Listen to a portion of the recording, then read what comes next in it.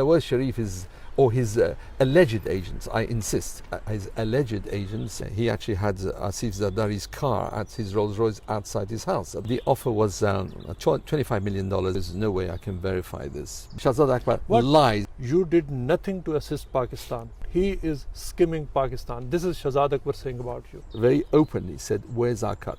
Mr. Kaveh, you said that somebody named Mr. Anjumdar, allegedly acting on behalf of Nawaz Sharif, offered you some bribes in 2012. What was that all about? Well, I'm glad you say allegedly, because there's no way I can verify this beyond the evidence that he preferred, which was some photographs, and he made one telephone call purportedly to Mr. Sharif. I have no way of knowing whether that was so. The offer was $25 million, take it and go. And I said, you should be talking to my lawyers rather than me, because he said, no, well, that would just be messy. I said, no, if you paid me, it would be messy. I was commissioned by the government of Pakistan to fight corruption, and I'm not going to take a bribe. No, it's not a bribe. It's just, I said, well, let's do it legally through my lawyers, and we didn't get very far. So he tried several other times, and clearly I made it absolutely clear that the payment has to come through the lawyers, and in the alternative, they just revived the contract, because we had found billions of dollars, and we were adamant that we should be continuing that work. Well, anyway, as you know, that's all history now, and we obtained the court order and proceed. After you spoke about it, it became a very sensational story that Nawaz Sharif offered you bribes, etc., as I'm sure you're aware. Now, one question that is being asked is that, when this gentleman approached you in 2012, there are two questions about it. Number one, that why didn't you report him to the authorities then? I did. I reported to my lawyers straight away. You reported to Absolutely. I left it to my lawyers. I said, you must take whatever action that you want. Their attitude was, this is just Pakistan. Anybody, so we're not going to take this seriously. If he tries to come again, then you'll do that. He made several phone calls after. I mean, he wasn't the only one. There were other people who tried it. In the previous matter with IAR, with the Bhuttos, and there was a Mr. Shah in London. And he tried it, and he tried to get us to... Mr. Shah, that's not me. No. There are many Mr. Shahs. Shahs like Smith in England, right? No, there was another Mr. Raja. He tried it, and he actually had Asif Zardari's car at his Rolls Royce outside his house at that time. So he was credible. I had some considerable sympathy for him at the time, because his son was just imprisoned, because he had been involved in a car accident, and there's no question. I mean, the crowd around Sharif are not the only people who tried to bribe me. The crowd around Zardari tried to bribe us. Senator Naik, who was in chambers in London, they met us and they offered to settle this thing by payments, and we said no. We are prepared to deal only through the courts. That was through IAR. So Nawaz Sharif is, or his alleged agents, I insist, his alleged agents are part of the course. I've learned that this is the course. So I'm glad you used the word alleged. A lot of people that you are mentioning, who allegedly acted on behalf of Zardari or Nawaz Sharif. One thing that you have said, that your lawyer said that it's not worth it to even report them because they were taken not seriously. But wouldn't it have, while the proceedings were on, they should have been reported to the arbitration or to the National Crime Agency or somebody, because offering bribes in a matter like this itself is a crime and offence, and it should have been reported. It was reported. My lawyers reported it, I believe, to the National Crime Agency. Oh, you did it? Absolutely. You can ask them. What I did was immediately reported to our lawyers, and the lawyers immediately reported to the lawyers of Pakistan. They immediately reported to the government of Pakistan and the government of Pakistan asked us to put it in writing.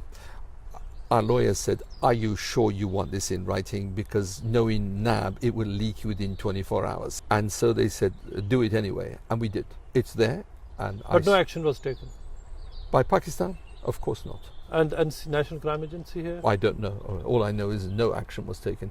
I was interested in Pakistan taking action because it was a very, very serious offence that was being committed by someone who purported to be an officer of the government of Pakistan, who clearly had the documents. He was in possession of documents. And I told our lawyers, and that's in the affidavit. And Nawaz Sharif's son has come forward and he has told Pakistani media that they do not have a relative called Mr. Anjum Dar, and what they have said is that when the allegation was made, you should have investigated to see whether Nawaz Sharif has a nephew with the name of Mr. Anjum Dar.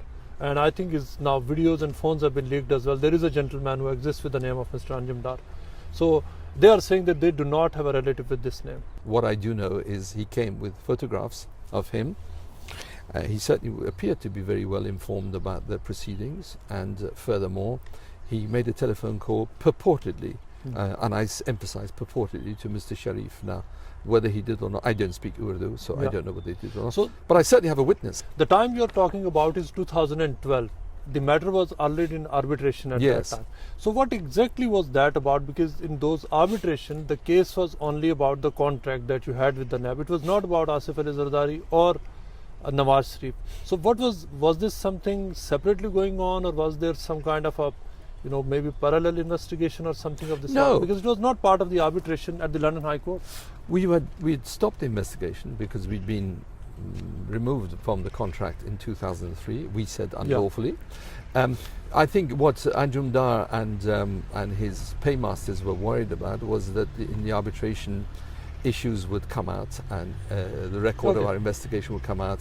Bank accounts would come out. I mean, the bank account of Sherpa, it came out clearly before Sir Anthony Evans. Mr. Sherpa, who was appointed to the lasting shame of the plutocracy governing Pakistan, he was appointed as the Home Minister, Interior Minister, when this was the man whose account we had frozen in Jersey. So that was going on, and I think the emissaries who sent Mr. Dar were very worried that these matters would be heard in court and they'll be leaked, and then all hell will break loose. And I think their prediction was right. It seems that all hell has broken loose. Prime Minister Imran Khan's accountability advisor Shahzad Akbar, he has said that he has accused you of, and I'm using the word accusation, he has alleged that you have skimmed Pakistan, and I quote him, and quote unquote, he says that you bought a company that was in liquidation. You did nothing to assist Pakistan. And Shahzad Akbar says that because of you, Pakistan did not get anything, quote unquote. He won this because of a faulty contract. He is skimming Pakistan. This is Shahzad Akbar saying about you. Well, I asked the people of Pakistan, do they believe a High Court judge in England, one of the most senior judges in the English court, Sir Anthony Evans, who's a very respected international judge, do they believe him or a politician with an agenda? I used to respect Shahzad Akbar. That's why I agreed to meet him. He had credentials as a human rights lawyer, but I have utter contempt for him now, not only because of this. I had utter contempt for Akbar after I met him once at the Royal Garden Hotel and once at the Chelsea Arts Club, where I have a text to which I sent him. I said, Shahzad, I thought you were a government that you're making out you have respect for the rule of law. The rule of law is obeying court orders. A court has ordered you, okay? And don't come out with this nonsense. I have that, and now that he's said this, I will publish that text, to which he didn't reply, of course, and he wouldn't. For him to come to allege these things, it's a bit rich. I asked the people of Pakistan to see whether they prefer the judgment of an English High Court judge to a two-bit politician spinning something today for his own hidden agendas. I know where I would go. The idea that I bought this company it's a complete fabrication. I was involved. The very first check that went into Broadsheet was issued by me. The very first check that went into IAR was issued by me back in 2000. Shahzad either hasn't done his work, in which case he's negligent, and he ought to be accountable for negligence, or alternative, he's lying. I know where my own inclination is. He's spinning this thing because it's his agenda. You mentioned that you met Shahzad Akbar in London, and once he came with a delegation from Pakistan, and it has been reported that when you told them about an account which held about a few $1 billion, or $1 billion, a gentleman from that delegation then asked you for a cut or a commission or a bribe on that. in return for you signing a contract with the government of Pakistan. And this happened sometime towards the end of 2018 or 2019. What's that whole story about? Okay, let me rephrase that because that could be misunderstood. Shahzad I met twice in October 2018, once at the Royal Garden Hotel and once at the Chelsea Art Club. The meeting I had with purportedly, allegedly, a member of the delegation, it's a coincidence. I don't believe in coincidences. As a lawyer, I don't believe in coincidences. I have to check them. Asked to meet me, on the telephone, and he said, we want to discuss the possibility of a new contract with you. Fine. The gentleman had a copy of the new contract that had been drafted by my lawyers for Pakistan. Pakistani government had said, we are very impressed with your work. It's a complete fabrication they're coming out with right now. We are very impressed with the work that you've done. Would you agree, instead of taking money, to a new contract? And I said, well, I've spent a huge amount of money investigating these thieves, the plunderers, as General Amjad called them, in front of the court. And yes, I'd like to do that. So we arranged to meet at the Café Rouge hotel, the restaurant. And the gentleman claimed to be a general. And he said, you know, military secrets, we don't give our names out. And I said, I respect that. I said, that suggests you are from the military intelligence. He said, well, you're a very intelligent person. You can guess these things. I said, I fully respect you. You're not going to give me your name. That's fine. He said, but I said, well, how do I know? He said, well, my credentials are, and he produced, lo and behold, the copy of our document, which had a NAB certificate on it, and he showed some other NAB documents, and I was pretty convinced that I'm talking to the right person. But then the conversation ended because I was shocked when he said, there are people in Pakistan who are saying, you're going to make 20%, you found several $1 billion, 20% of $1 billion is 200, 20% of $2 billion is $400 million. They're asking, why should you make this money? I mean, for a few minutes I was confused. I said, well, I'm not going to make this money until I've found stolen money. And secondly, it's not the people of Pakistan who are paying me, it's the thieves who are paying me, because I'm getting money from as a reward for the money that I've found. Any police authority anywhere pays an award for somebody who finds the crooks. And he said, we think that's too much. I said, well, it's negotiable. What he really meant is not too much that you're taking 20%, but where's our cut? Very openly said, where's our cut? Yeah. And I said, sir, with all respect, General, or whatever you may be, this conversation is ended. This is a criminal... At the Café Rouge in Amsterdam. In Café Rouge. Yeah. I said, this conversation is a criminal conspiracy, and I'm not going to engage in. Already the judge has found the government of Pakistan to have been involved in a conspiracy to defraud Broadsheet. It's there, in black and white. The judge has so found. And I'm not about to engage in that. So there's no way. So I called the guy, the waiter. I said, the gentleman will pay for his own coffee and I'll pay for my own. Thank you very much. And called it a day. Now, it's very easy to connect the dots here, because the gentleman that you are alleging who offered you, who asked you for a cut, he had draft of that contract that you had sent to Pakistan. So can you tell us who did you send the agreement or draft or whatever it was to Pakistan, who may have given that to the person who met you and asked you for a cut? I believe, we sent it through their lawyers. I'm pretty sure we sent it through Alan Overy. I'm pretty sure. I need to check on that. So it was sent to NAB and it came back. And the gentleman came back with that draft, That's right. Okay, fair enough. It's in the intelligence world, they call that a burial meal. You feed it and it comes back to you, and you can't walk through what sort it came. NAB is saying that they signed the contract with you in 2000, and the contract ended 3 years later in 2003. Now, it didn't end. They unlawfully breached it. They breached it. That's right. Now they are saying that they breached the contract because during that time, this is NAB's version, that you did not find any assets for them, and that was the reason that when they did not see any progress, they decided to walk out of the contract. Now there are consequences of them walking out of it, but this is what their version is. So, and this is what a lot of people now are asking, that did you find anything for Pakistan during those 3 years? Who are the people that you went after and you traced their assets, and what is the total amount that you recovered or seized for Pakistan during that time? Does NAB have no respect for judgments? It signed an agreement to be bound by a decision of a very senior English judge. That judge heard them through the foremost lawyers in the world. Alan Novery are the top arbitration practice on the planet. NAB had the occasion at the cost of approximately $20 million to the people of Pakistan to put its case.